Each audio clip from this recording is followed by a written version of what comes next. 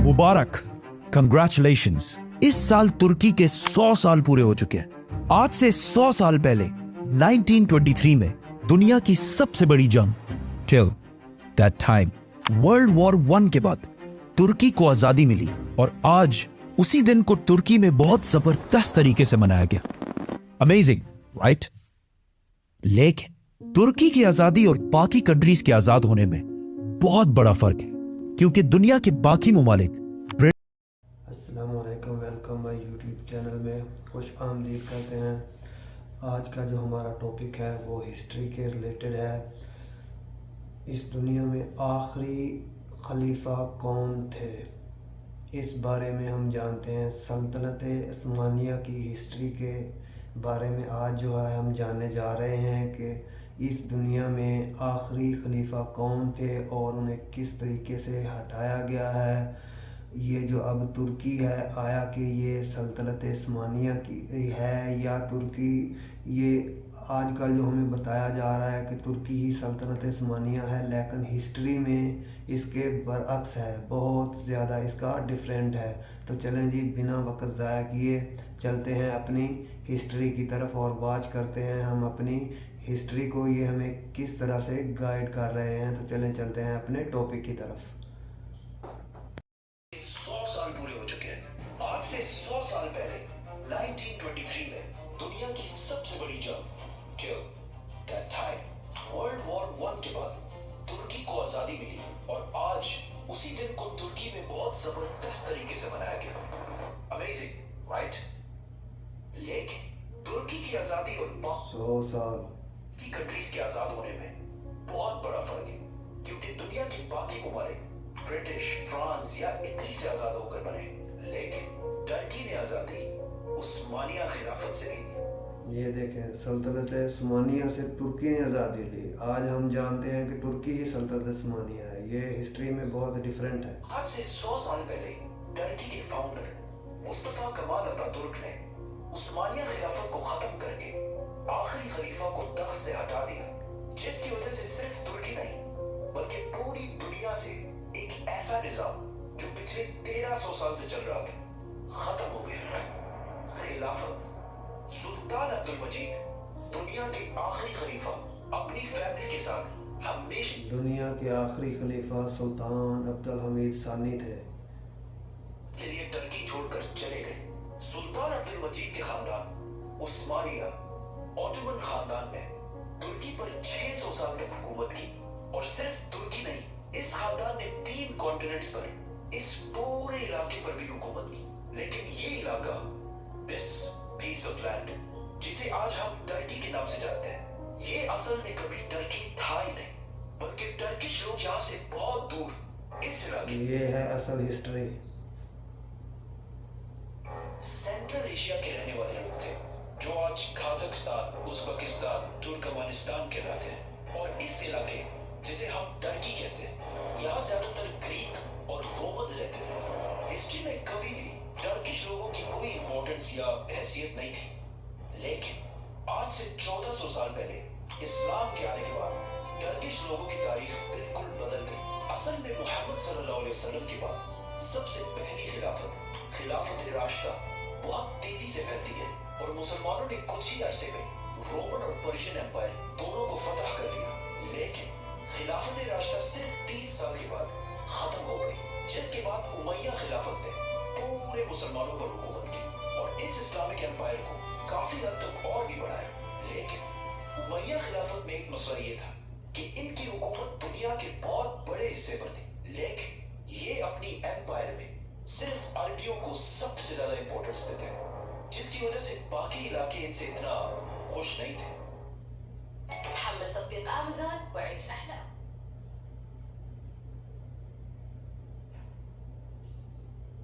तो ये है जी आज की हिस्ट्री, ये जो कहते हैं सल्तनत उस्मानिया। इलाके इनसे इतना खुश नहीं थे और इवेंचुअली 90 इयर्स बाद एक नए खानदान ने इनसे ये खिलाफत छीन ली और दुनिया में एक नई खिलाफत शुरू की, अब्बासी खिलाफत। अब्बासी खिलाफत और उमैया खिलाफत में बहुत बड़ा डिफरेंस ये था कि अब्बासी खिलाफत सिर्फ अरबियों को नहीं बल्कि अरब से बाहर रहने वाले बाकी मुसलमानों को भी वजह से पूरी दुनिया के बेस्ट लोग इनके कैपिटल बगदाद में जमा होना शुरू हुए और ये सिटी बगदाद दुनिया की बेस्ट सिटी बन गई। अब्बासी खिलाफत के इस टाइम को इस्लाम का गोल्डन एज समझा जाता है। साइंस, मेडिसिन, टेक्नोलॉजी और इवन दुनिया की पहली film industry, I mean story industry type, जिधर से दुनिया की सबसे फेमस स्टोरीज पैदा हुई जिन्हें आज तक पूरी दुनिया जानती है, जैसे कि Aladdin, Ali Baba, they all know about Alibaba, Sinbad, जो आज भी बिलियंस ऑफ डॉलर्स कमा रहे हैं। इसको हम फिर डिस्कस करेंगे, तो subscribe. Aahista Aahista Islamic empire फैलती गई और सेंट्रल एशिया तक पहुंची, जहां पहली बार टर्किश कबीलों ने भी इस्लाम कबूल किया। और जिस टर्किश लीडर ने सबसे पहले इस्लाम कबूल किया उसका नाम था सल्जूक। इसी सल्जूक की औलाद में से एक बेटे तुगरुल ने आगे जाकर इस पूरे इलाके को फतह कर लिया और यहाँ सल्जूक एम्पायर बनाया। लेकिन इस सल्जूक एम्पायर का बादशाह हमेशा सुल्तान कहलाता था, खलीफा नहीं। खलीफा सिर्फ उस अब्बासी सल्तनत के बादशाह को कहा जाता था जो हमेशा सिर्फ अरबी ही होता था। सल्जूक सल्तनत की ताकत की वजह से टर्किश कबीले सेंट्रल एशिया से निकलकर हर तरफ फैलने लगे और आहिस्ता आहिस्ता ये सल्तनत अनातोलिया, जिसे आज टर्की कहा जाता है, ये है असल हिस्ट्री जिसे हम लोग वाकिफ ही नहीं है, जिससे ये असल हिस्ट्री है। यहाँ तक पहुंचे और रोमन एम्पायर के साथ एक जंग में उन्हें बहुत बुरी तरह हरा दिया, जिसके बाद आज से 1000 साल पहले टर्किश लोग आहिस्ता आहिस्ता इस इलाके टर्की में आबाद होने लगे। सल्जूक सल्तनत के सबसे पावरफुल टर्किश कबीले हमेशा उनके कैपिटल ईरान के बहुत करीब रहते थे और जो कमजोर कबीले थे वो उनके कैपिटल से बहुत दूर इस एम्पायर के बॉर्डर्स के पास रहते थे। इन्हीं कमजोर कबीलों में से एक कबीले के सरदार का नाम उस्मान था। उस्मान के बारे में तारीख में बहुत कम ऑथेंटिक बातें लिखी, सिर्फ इतना पता है कि उनकी अनातोलिया टर्की में एक बहुत ही छोटे इलाके पर हुकूमत थी और आगे जाके उस्मान की औलाद ने आहिस्ता आहिस्ता इस पूरे इलाके को फतह कर लिया। ऑटोमन एम्पायर और बाकी इस्लामिक एम्पायर्स में बहुत बड़ा डिफरेंस था, क्योंकि बाकी इस्लामिक एम्पायर्स हमेशा आपस में लड़ते रहते थे, लेकिन ऑटोमन एम्पायर मुसलमानों को छोड़कर वेस्ट यूरोप की तरफ बढ़ने लगी और पहली दफा मुसलमान यूरोप को फतह करने लगे। और आखिर इसी उस्मानिया सल्तनत के एक बादशाह सुल्तान महमद फातेह ने कॉन्स्टेंटिनोपल को भी फतह कर लिया। और ये वो सिटी थी जिसके बारे में रसूलुल्लाह सल्लल्लाहु अलैहि वसल्लम ने पहले ही फरमाया था कि एक दिन मुसलमान इसे जरूर फतह करेंगे। इस्तांबुल की इस फतह को पूरी मुस्लिम दुनिया में बहुत जोरों शोर से मनाया गया, जिसके बाद पूरी दुनिया के मुसलमान अरबियों से ज्यादा ऑटोमन्स को अपना लीडर मानने लगे। लेकिन उस्मानिया सल्तनत के बादशाह उस वक्त भी सिर्फ सुल्तान कहलाते थे, खलीफा नहीं। खलीफा तब भी अब्बासी खिलाफत के ही बादशाह को कहा जाता था, जो कोर्स अरबी था। लेकिन इस्तांबुल फतह करने के 50 साल बाद एक उस्मानी बादशाह सुल्तान सलीम ने ये सब कुछ बदल दिया और उसने यूरोप से अपनी अटेंशन हटाकर इजिप्ट में ममलूक सल्तनत पर हमला करके उसे तबाह कर दिया और सिर्फ 1 साल में अपनी एम्पायर उस्मानिया सल्तनत के साइज को डबल कर दिया। मतलब इस सारे इलाके को फतह कर लिया। सुल्तान सलीम उस वक्त के खलीफा मुतवक्किल को अपने साथ वापस इस्तांबुल लेकर आया और यहाँ दिस इज वेयर खिलाफत ट्रांसफर हुई।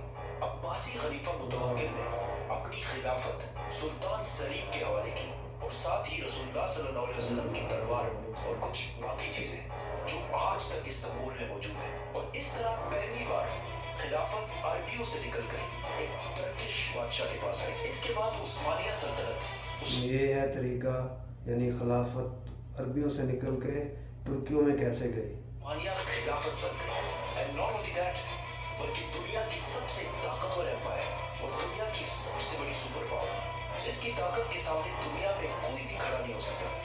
लेकिन अगर आज से 500 साल पहले मुसलमान दुनिया में इतने ही ताकतवर थे, तो आज इस हालत तक कैसे पहुंचे जहां हर तरफ बस तबाही है।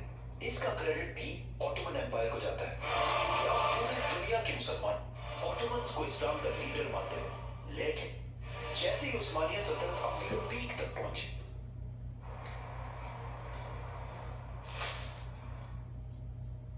तो ये है जी सल्तनत उस्मानिया का राज, जिसे हम तुर्की कहते हैं। वहां से सब कुछ खराब होने लगा। वो यूरोप जिसकी उस्मानिया खिलाफत के सामने कोई हैसियत नहीं थी, वहां एक बहुत बड़ा चेंज आया। एक आदमी जिसका नाम क्रिस्टोफर कोलंबस था, उसने गलती से इंडिया ढूंढने के चक्कर में अमेरिका को दरियाफ्त किया, जिसकी वजह से यूरोप के पास इस पूरे इलाके की वेल्थ जमा होना शुरू हुई और Europe Aahista Aahista Ottoman empire से आगे निकलना शुरू हुए। और सिर्फ ये नहीं, बल्कि ऑटोमन एम्पायर के अंदर भी बहुत सारी खराबियां पैदा हुई। आहिस्ता आहिस्ता उस्मानी बादशाह खलीफा अपनी आवाम से बहुत डिफरेंट दिखने लगे। For example Salim the second, जिसे उनके ब्लू आइज और ब्लॉन्ड बाल की वजह से जाना जाता है और उन्हें सलीम द ब्लॉन्ड भी कहा जाता है। हालांकि इससे पहले टर्किश लोग ऐसे बिल्कुल भी नहीं दिखते थे और ये ऐसा इसलिए हुआ क्योंकि ऑटोमन बादशाह के लिए जो औरतें सेलेक्ट की जाती थी उनका ताल्लुक हमेशा यूरोप में यूक्रेन, रोमानिया, ग्रीस वगैरह से होता था। और ऐसा क्यों होता था? ये ऐसी लड़कियां थी जिनकी ना कोई तरबियत और ना कोई इस्लामिक वैल्यूज होती थी। वो सिर्फ अपनी खूबसूरती की वजह से उस्मानिया खलीफा की मलका बन जाती थी और आहिस्ता आहिस्ता इन्हीं औरतों ने उस्मानी खलीफाओं को भी अपनी ताकत के लिए यूज करना शुरू किया। और कहा जाता है कि इनमें से एक कौसल सुल्तान ने अपनी ताकत बरकरार रखने के लिए उस्मानी खलीफाओं की जान ले ली और इन मलकाओं की ये लड़ाइयां 100 साल तक जारी रही, जिसकी वजह से उस्मानिया खिलाफत को बहुत नुकसान हुआ। लेकिन स्टिल सबसे बड़ा नुकसान जिसकी वजह से मुसलमान हुए कंट्री से बहुत पीछे रह गई। जब उस्मानिया खिलाफत अपनी पीक पर थी, उसी वक्त यूरोप में एक मशीन इजाद हुई, प्रिंटिंग प्रेस। इससे पहले दुनिया में किताबें सिर्फ हाथों से लिखी जाती थी, लेकिन प्रिंटिंग प्रेस के बाद सारी बुक्स इस मशीन के जरिए बहुत तेजी से प्रिंट होने लगी, जिससे यूरोप में किताबें हर तरफ फैल गई और इल्म, नॉलेज बहुत तेजी से हर घर तक फैलने लगा और यूरोप में लिटरेसी रेट बहुत तेजी से ऊपर जाने लगी। लेकिन जैसे ही ये इन्वेंशन उस्मानिया खिलाफत तक पहुंची, उनके मिनिस्टर्स और उलमा ने इसे हराम कहकर बंद कर दिया और पूरी खिलाफत में मुसलमानों के इस प्रिंटिंग प्रेस को यूज करने पर पाबंदी लगा दी, जिसकी वजह से यूरोप में एजुकेशन और नॉलेज बढ़ने लगी और मुस्लिम दुनिया इनसे बहुत पीछे रह गई। इस फैसले के 200 साल बाद उस्मानिया खिलाफत ने ये पाबंदी हटा दी, लेकिन it was too late। Europe मुसलमानों से तरक्की में बहुत आगे निकल चुका था और आज पूरे इस्लामिक दुनिया में बुक्स, इवन कुरान भी प्रिंट होते हैं, which means आज पूरे दुनिया के मुसलमान उस्मानिया खिलाफत के इस फैसले को नहीं मानते। इन फैसलों के बाद उस्मानिया खिलाफत का डिक्लाइन शुरू हुआ।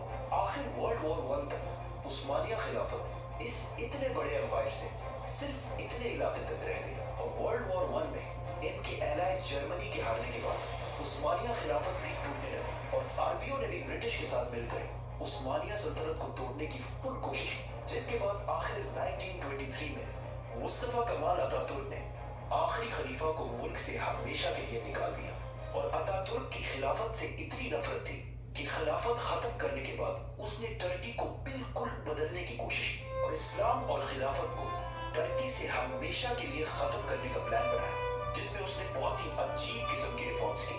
फॉर एग्जाम्पल, टर्किश हमेशा ऐसे अरबी स्टाइल में लिखी जाती थी, अतातुर्क ने इसे ऐसे यूरोपियन स्टाइल में बदल दिया और हिजाब पर भी पाबंदी लगा दी और इवन अजान पर भी पाबंदी लगा दी। अरबी अजान पर, जिसके बाद तुर्की के मस्जिदों में 18 साल तक टर्किश जबान में अजान दी जाती थी और ये अजान देते हुए अल्लाह को अल्लाह कहने की भी इजाजत नहीं, बल्कि अल्लाह को टर्किश लफ्ज तंग्र कहना जरूरी था। जिसके बाद जो भी इन रिफॉर्म्स को चेंज करने की कोशिश करता था, उसे टर्की की फौज कूद करके ताकत से हटा देती थी और इस तरह आखिर 1924 में खिलाफत का निजाम दुनिया से खत्म हो गया और आज खिलाफत के इस निजाम को दुनिया से खत्म हुए 100 साल पूरे हो चुके हैं। तो मुबारक और मे बी नॉट। सब्सक्राइब। तो गाइस, ये थी आज की हिस्ट्री सल्तनत उस्मानिया और तुर्की की। किस तरह, जैसे आज भी हम लोग तुर्की को ही सल्तनत उस्मानिया समझते हैं, लेकिन इसमें बहुत डिफरेंट था। तो आई होप कि आप लोगों को आज की ये हिस्ट्री, आज की ये स्टोरी अच्छी लगी होगी। अगर अच्छी लगी हो तो मेरे चैनल को सब्सक्राइब कर दें, साथ लगे बेल आइकन के बटन को भी प्रेस कर दें, ताकि मैं आप लोगों तक इस तरह की और अच्छी हिस्ट्री तलाश करके आप लोगों की खिदमत में पेश करता रहूँ। तो नेक्स्ट वीडियो तक दें इजाज़त, अपनी दुआओं में याद रखें। मिलते हैं नेक्स्ट वीडियो में। अल्लाह हाफिज़।